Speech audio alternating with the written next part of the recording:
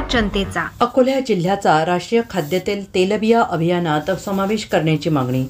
अकोला जिल्ह्यातील शेतकऱ्यांनी राष्ट्रीय खाद्यतेल तेलबिया अभियान अंतर्गत जिल्ह्याचा समावेश करण्याची मागणी केली आहे. केंद्र सरकारने तेलबिया उत्पादन वाढवून भारताला खाद्यतेल क्षेत्रात आत्मनिर्भर बनवण्यासाठी ही योजना सुरू केली आहे. मात्र अकोला जिल्ह्याचा यात समावेश करण्यात आलेला नाही. या योजनेचा उद्देश प्रामुख्याने रब्बी हंगामातील तेलबिया पिकांसाठी आहे.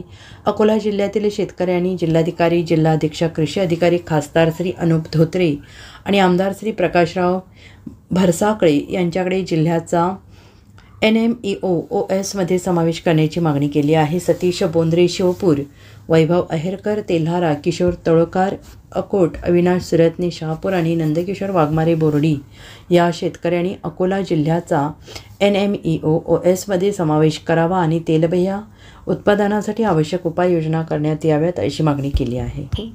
अशाच नवनवीन बातम्या पाहण्यासाठी एकच प्रहार न्यूज चॅनलला सबस्क्राईब करा, लाईक करा.